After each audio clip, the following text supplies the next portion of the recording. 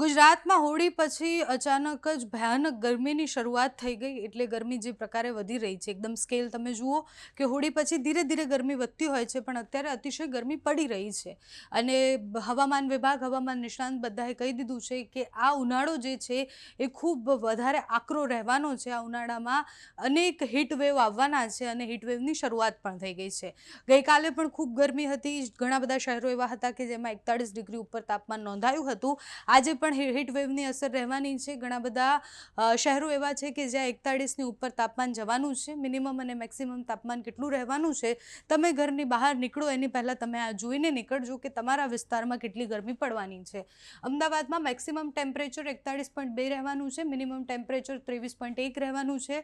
અમરેલીમાં 40.5 temperature maximum જવાનું છે અને મિનિમમ 20 એટલે મિનિમમ ઘણી બધી વાર વહેલી સવાર કાં તો પછી રાતનો જે સમય હોય ત્યારે એ મિનિમમ ટેમ્પરેચર પહોંચતું હોય છે। વાત કરીએ બરોડાની તો બરોડામાં 40 ડિગ્રી 40.4 ડિગ્રી મેક્સિમમ ટેમ્પરેચર રહેવાનું છે।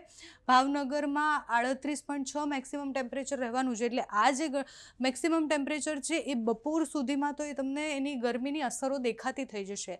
ભાવનગરમાં 38.6, ભુજમાં 40.4 રહેવાનું છે, દમણમાં 37 ડિગ્રી મેક્સિમમ ટેમ્પરેચર જવાનું છે, ડીસામાં 41.1, દીવમાં 38.2, દ્વારકામાં 28.4, ગાંધીનગરમાં 40.6 અને કંડલામાં 41.4 જવાનું છે, નલિયામાં 37.4 જવાનું છે, ઓખામાં 29.2 જવાનું છે, પોરબંદરમાં 37.8, રાજકોટમાં 41.6, સુરતમાં 40.6 અને વેરાવળમાં 31.2 સુધી મેક્સિમમ ટેમ્પરેચર જવાનું છે એટલે અમદાવાદમાં 41.2 જવાનું છે। એના સિવાય કંડલામાં 41.4 જવાનું છે એટલે હાઈએસ્ટ તમે જુઓ રાજકોટમાં 41.6 દેખાઈ રહ્યું છે એટલે તમે જુઓ કે સૌથી વધારે ગરમીનો પારો આટલો વધવાનો છે એટલે 41 ડિગ્રી ઉપર જવાનું છે। 42 ડિગ્રી થાય એવી સંભાવના પણ છે।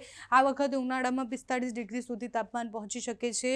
હીટ વેવની આગાહી જે કરવામાં આવી હતી, જે રાઉન્ડો હતા એ ગયા વર્ષે ઉનાળો હતો એના કરતાં પણ વધારે થાય એવી સંભાવનાઓ વ્યક્ત કરવામાં આવી હતી। મિનિમમ ટેમ્પરેચર પણ 20, 23ની 25ની આસપાસ રહેવાનું છે એટલે એવું પણ નથી કે ગરમી પડશે પછી થોડીક ઠંડકનો અહેસાસ પણ થશે। હ્યુમિડિટી પણ વધારે રહેશે એટલે શહેરોમાં તમે રહેતા હશો તો તમને સાંજ સુધીમાં એવું ફીલ થશે કે ગરમી સાથે સાથે હ્યુમિડિટી પણ છે। અમે અંબાલાલ કાકા સાથે વાતચીત કરી હતી થોડા દિવસ પહેલાં, જેમાં એમને હોળી પછી કહ્યું હતું કે આટલા દિવસોમાં આ વિસ્તારોમાં સૌથી વધારે ગરમી પડવાની સંભાવના છે। તો અંબાલાલ કાકાએ એ જે આગાહી કરી હતી તે સાંભળો। હવામાનમાં પડતો ગરમીમાં વધઘટ થઈ શકે પણ માર્ચ માસમાં 42 ડિગ્રી 43 ડિગ્રી સેલ્સિયસ અને કોઈ ભાગમાં 44 ડિગ્રી સેલ્સિયસ જેવું મહત્તમ ઉષ્ણ તાપમાન થઈ શકે। ખાસ કરીને 42-43 ડિગ્રી સેલ્સિયસ ઉપરનું મધ્ય ગુજરાતમાં થઈ શકે અને આટલું 42-43 ડિગ્રી જેવું મહત્તમ ઉષ્ણ તાપમાન ઉત્તર ગુજરાતમાં થઈ શકે, કચ્છમાં થઈ શકે, રાજકોટના ભાગમાં થઈ શકે, ગિરનારના ભાગમાં થઈ શકે અને ભરૂચના ભાગમાં થઈ શકે, મહીસાગરના ભાગમાં થઈ શકે એટલે આ બધા ભાગમાં ગરમી વધારે થઈ શકે। વિદર્ભના ભાગમાં ગરમી વધારે થતાં ત્યાંના સંલગ્નના ભાગોમાં થઈ શકે એટલે દક્ષિણ ગુજરાતના કેટલાક ભાગમાં પણ ગરમી આકરી પડી શકે। દરિયા કિનારાના ભાગોમાં મહત્તમ તાપમાન ક્યારેક 32-34 ડિગ્રી સેલ્સિયસ જેવું થવાની શક્યતા રહે અને લઘુત્તમ તાપમાન 24 ક્યારેક 26 ડિગ્રી સેલ્સિયસ જેવું થઈ જવાની શક્યતા રહે। એટલે આ ગરમી આ વખતની ગરમી સૌરાષ્ટ્રના ભાગોમાં, ઉત્તર ગુજરાતના ભાગમાં, પૂર્વ ગુજરાતના ભાગોમાં, મધ્ય ગુજરાતના ભાગોમાં અને દક્ષિણ ગુજરાતના ભાગમાં કહેર વર્તાવશે।